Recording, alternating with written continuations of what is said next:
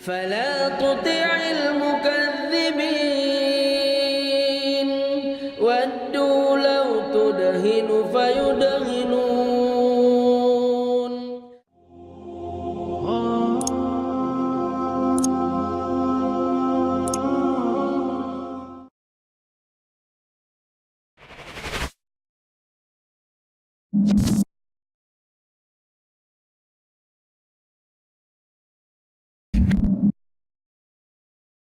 Islam promotes idolatry, and this is important because this is an issue where Muslims really think they have all other religions, right? They got all other religions in check here. You guys are all the idolaters except us. Now, as I pointed out in other contexts, false prophets don't come to you and say, hey, let's commit a bunch of idolatry. They come to you and say, hey, let's bow down and show special reverence to this thing over here, but when we do it, it's not idolatry. Exactly. It's only when other people do this sort of thing that it's idolatry. Face the Kaaba, in which no Muslim will say that Allah's presence fills it in a unique way like the temple in Jerusalem. So they're bowing down to a empty, let's face it, pagan temple. There's no record anywhere of this ever prior to the time of Muhammad being anything but a pagan temple. Exactly. That's it. There's no denying that. But notice what we said. False prophets don't come to you saying, hey, let's go commit a bunch of idolatry. Let's bow to that thing over there. But it's not idolatry. It's not idolatry when we bow to the same building that the pagans bowed down to.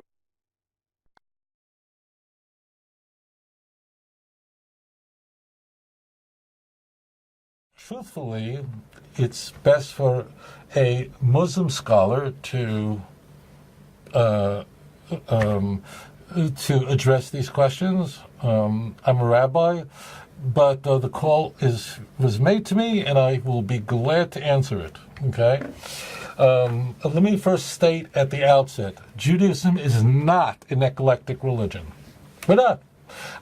If you are a true monotheist, if you say that there is one God and there is no other, as the prophet Isaiah and almost every prophet scream this, there really isn't much room for Hare Krishna. So Judaism, unlike Eastern religions as an example, is just not eclectic. Islam is also a complete monotheism. They worship one God, and therefore Islam can't be eclectic. It can't be. You have Judaism and Islam, which are possibly two of the least eclectic religions in the world, Abrahamic faiths, and strangely there is this mutual respect between Judaism and Islam. Which, the reason I point this out is, it just illustrates that there's something really interesting going on here. The reason why Judaism respects Islam deeply is because Muslims truly worship one God. Read chapter 2, verse 163, and you will understand why Muslims submit themselves to one God and no false God. وإلهكم إله واحد لا إله إلا هو الرحمن الرحيم.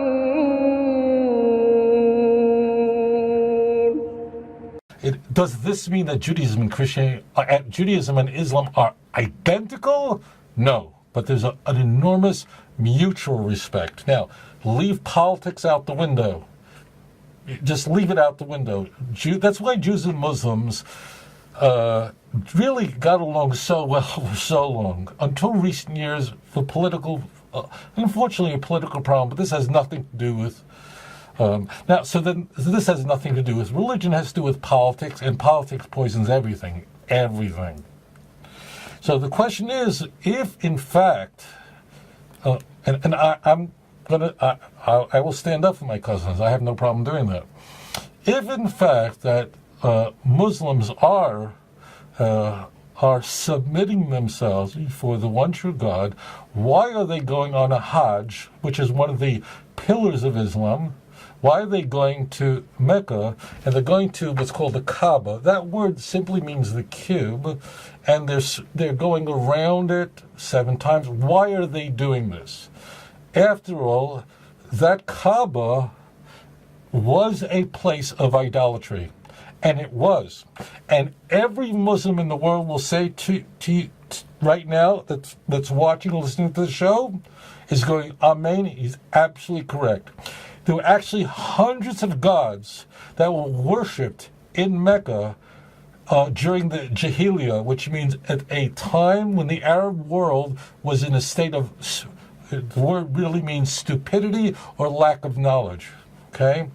The key point of the Kaaba is that following the advent of Islam, meaning of Muhammad's message to his constituents is, and it's really in Islamic tradition, I should correct that, following the teachings of the Quran, Muslims then took what was a place of idolatry and transformed it into a place where one God is worshipped. So therefore, every Muslim will say, of course the Kaaba was a place where hundreds of gods are worshipped. This is a very well-known part of the history of the pre-Islamic period of Mecca. Everyone knows that. Everyone knows that prior to the advent of Islam, Arabs in that region were burying their daughters alive. So the key is that when Muslims go on a Hajj, which in the Islamic faith, every Muslim is required to do that if they're able to financially and physically. If they're able to, they're required once in their lifetime to go to Mecca on this Hajj. They're not going there worship a cube, worshiping the Kaaba, which means cube. They are worshiping one God, and they are shouting the name La ilaha illallah. So the answer to the question is that the Kaaba was a place of idol worship until the advent of Islam, and the people who are Muslims worship one God, and they worship no other, and that is the most central creed of Islam. In fact, if you don't accept that there is one God and no other, and that God is Allah, and every Muslim believes that Abraham was a prophet of blessed memory. Every Muslim believes that Yitzhak was a prophet of blessed memory. Every Muslim believes that Yaakov was a prophet of blessed memory. Every one of them do. There are disputes among Muslims on fine points, but there is no such thing as a Muslim who does not believe in the Quran. Okay? So therefore, yes, the Kaaba was transformed from a place of idolatry into a place of worshiping one God. And therefore, they're not worshiping idols by going to the Kaaba. They're worshiping one God. And that's what they're expressing in their pilgrimage. So that's the answer to your question.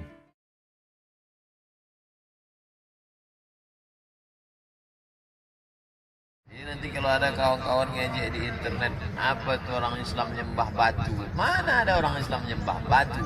Kami bukan nyembah batu. Itu tugu dibangun Allah Ta'ala untuk titik dunia. Tugu dia, sama macam tugu. Jadi kalau saya sholat, menghadap ke dinding rumah saya, ada orang bilang, tengok tuh somat nyembah dinding. Tak ada orang nyembah Ka'bah itu. Ka'bah itu tugu, kubus 4 arah, utara, selatan, timur, barat. Maka semua menghadap ke situ. Arah kiblatnya satu, Tuhannya satu, bahasa yang dipakai satu.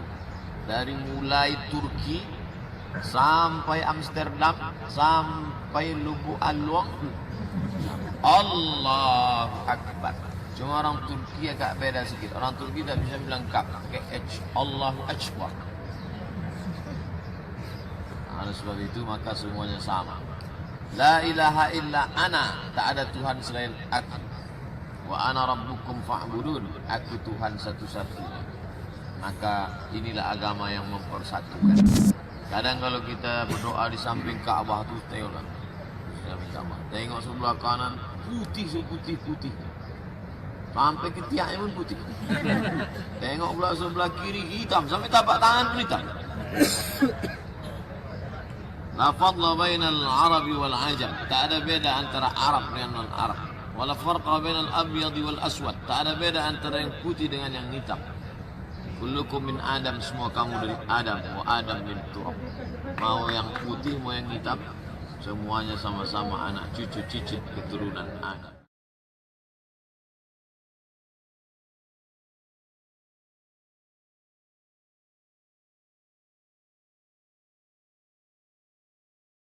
ولا تطع كل حلاف مهين هماز مشاء بنميم